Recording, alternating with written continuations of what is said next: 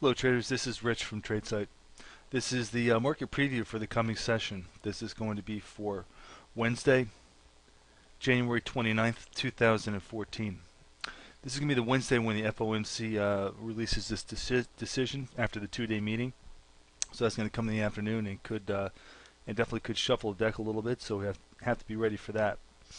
But let's move on and talk about what the market did today, and then we'll dig down and take a look at some of the key levels.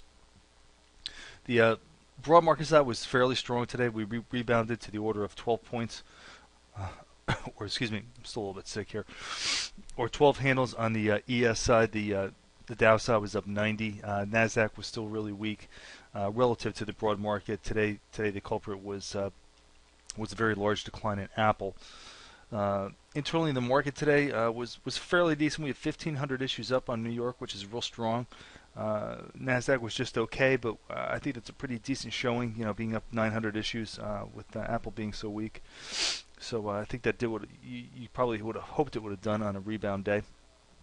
And the New York trend closed down at 0.63, so that's definitely going to affect our 10-day average.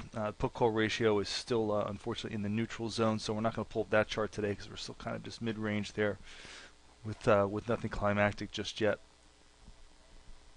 First up, let's look at pure price patterns, just because we're intersecting with some key areas. Here's the NQ, which on a relative basis is the strongest. You can see that we did close above the open today, which is positive after gapping down. We did close lower on the day. This is actually going to be a camouflage buy. We're down 2 days in a row.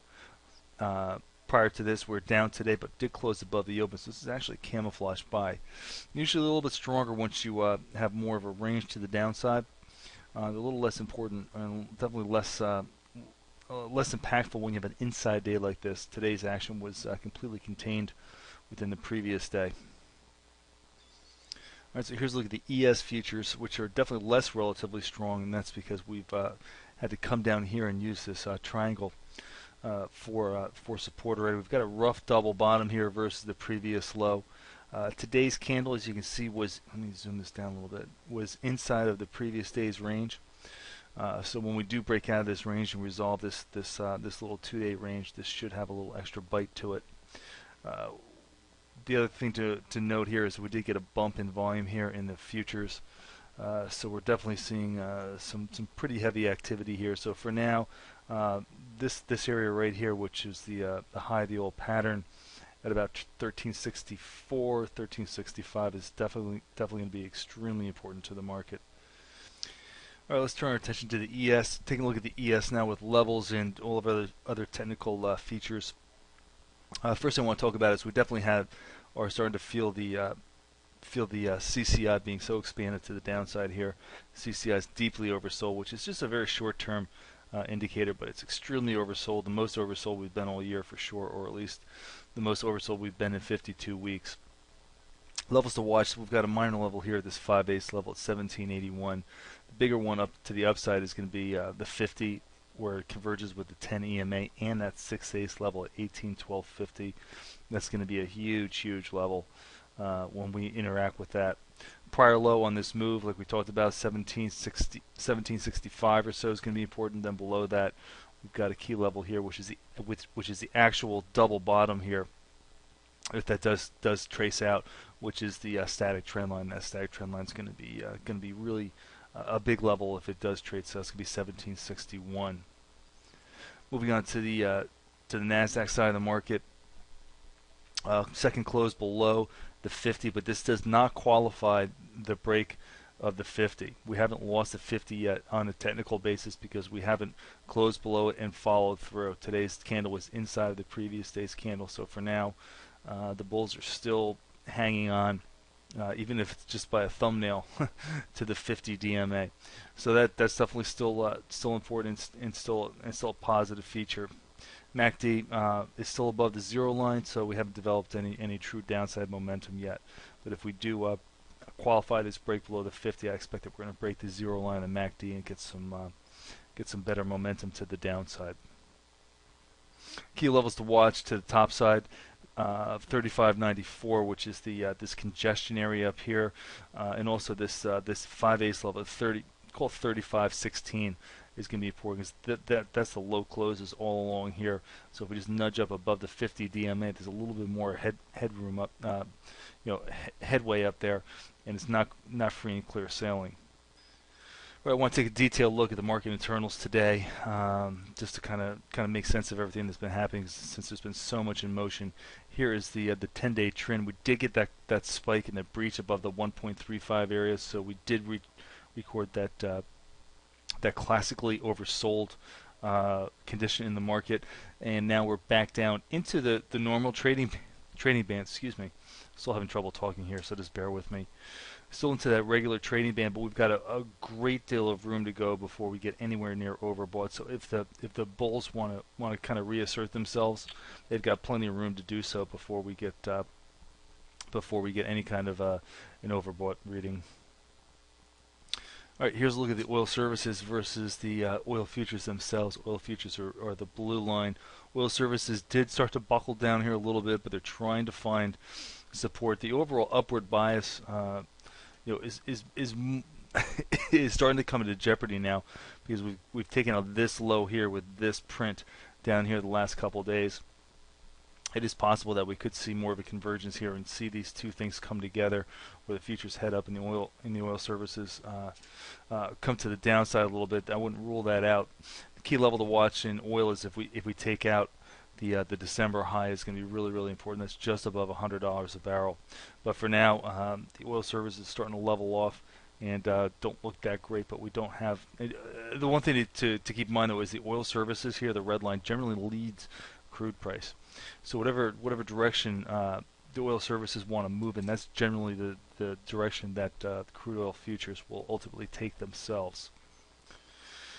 Okay, next up is a relationship chart of excuse me, of the S&P versus the cumulative advanced decline. The cumulative advanced decline line is the blue line. What you want to see is you want to see the blue line kind of working in lockstep with the actual S&P level. It's better to the upside when the cumulative advanced decline line is leading the S&P to the upside. Right now we do not have that condition.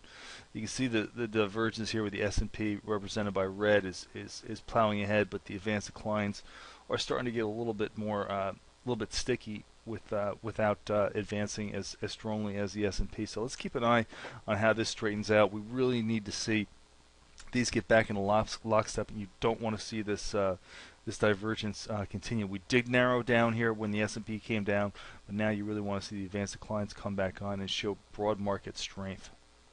All right, here's a look at the S&P versus the BKX. The BKX is the blue line. Had been leading the market to the upside, which is generally a healthy thing, especially when you've got the oil services and whatnot just kind of lagging. So that is this relationship still intact. We want to make sure that we don't start to lose the leadership of the banks. If we do start to see the banks wane, then we really need to see the oil services and the transportations start to come into play and really start to boost the market as money rotates. So we're definitely just going to have to see if that does in fact happen. That's something that we have to be on guard for later, but for now the banks are still fairly healthy. But if they do start to weaken, then we're going to have to make sure that we see a positive rotation happen rather than just an outright rollover. All right, here's a look at the NDX versus the S&P. Definitely starting to see some weakness popping up here. We're starting to roll down from this key level. Let me put this up to the weekly time frame. Give you a little better look, a little bit of perspective here. We did push out to a new high, but we essentially traded the old high, and are starting to roll back to the downside now. The NDX, when it does lead the market, is a very productive and healthy environment to be long stocks.